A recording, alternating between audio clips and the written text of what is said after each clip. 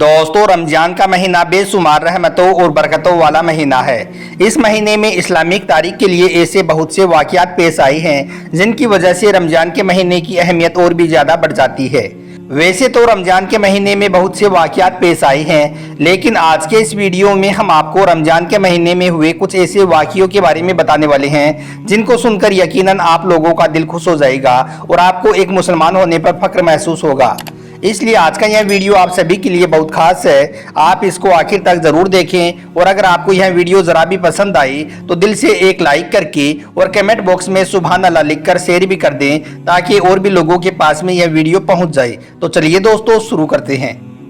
रमजान के मुबारक महीने में अल्लाह ताला हमें बेशुमार नेमतें अता फरमाता है, क्योंकि इस मुबारक महीने में मुसलमान रोज़ा रखकर अल्लाह की दिन रात इबादत करते हैं, जिसको देखकर अल्लाह ताला बहुत खुश होता है और अपने हर बंदे की दुआ को कबूल फरमाता है।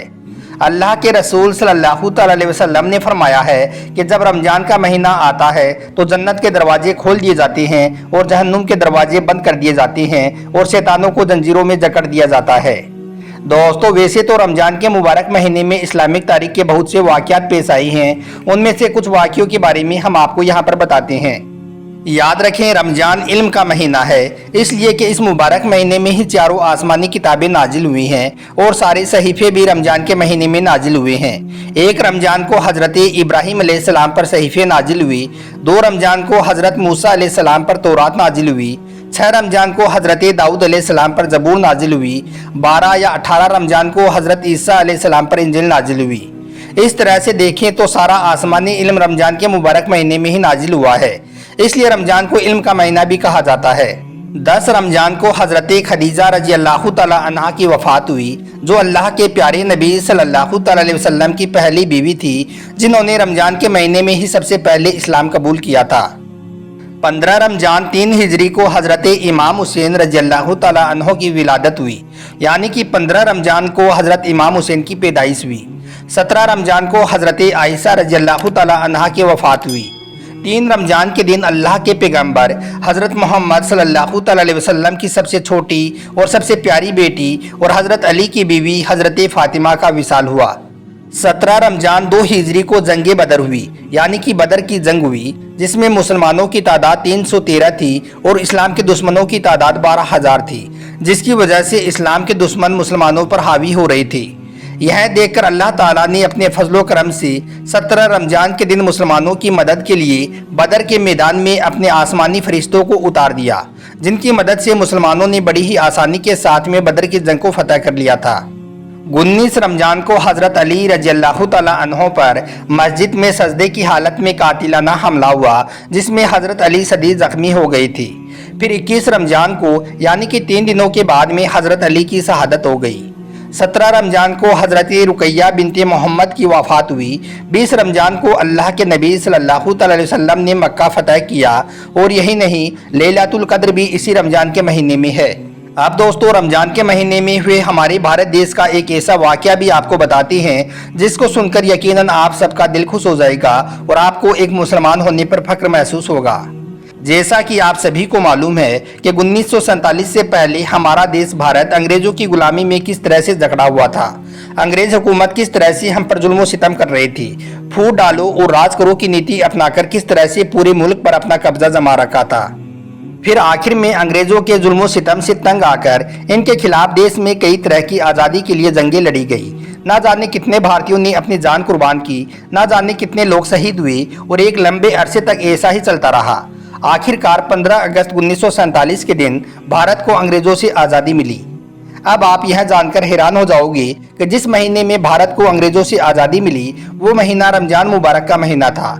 रमजान की 27वीं रात थी और 28 का रोज़ा था और रमजान के महीने का आखिरी जुम्मा था। सुभान अल्लाह। अगर आपको भी यह सुनकर अच्छा लगा हो तो वीडियो को लाइक करके कमेंट बॉक्स में अभी सुभान अल्लाह लिख दें।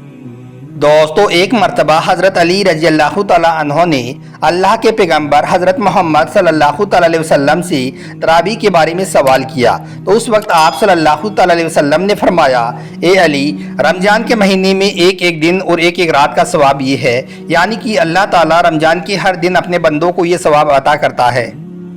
नंबर 1, रमजान की पहली रात में मोमिन बंदा अपने गुनाहों से इस तरह से पाक हो जाता है जैसे कि उसने आज ही अपनी माँ के पेट से जन्म लिया हो, यानी कि पैदा हुआ हो। नंबर 2, रमजान के महीने की दूसरी रात में मोमिन बंदे की और उसके मुसलमान माँ बाप की मगफिरत फरमा दी जाती है। नंबर 3, तीसरी रात अल्लाह का फरिश्ता अरश के नीचे से पुकारता है, ए बंदी अब नए सिरे से अमल कर, क्योंकि तेरे पिछले सारे गुनाहों को माफ़ फरमा दिया गया है।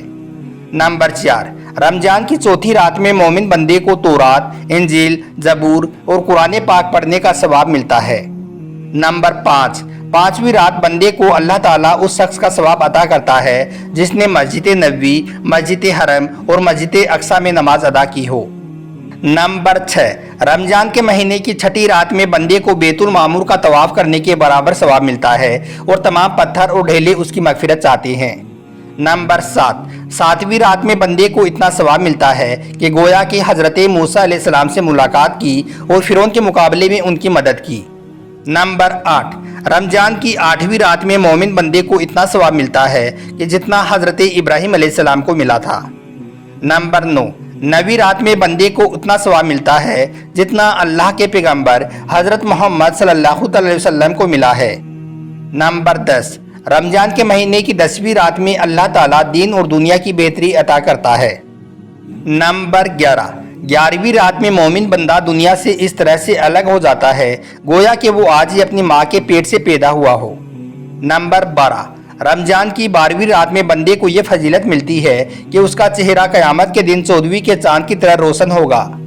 नंबर 13, 13वीं रात की बरकत से बंदे को क़यामत की रोज़ हर तरह की बुराई से अमन मिलेगा।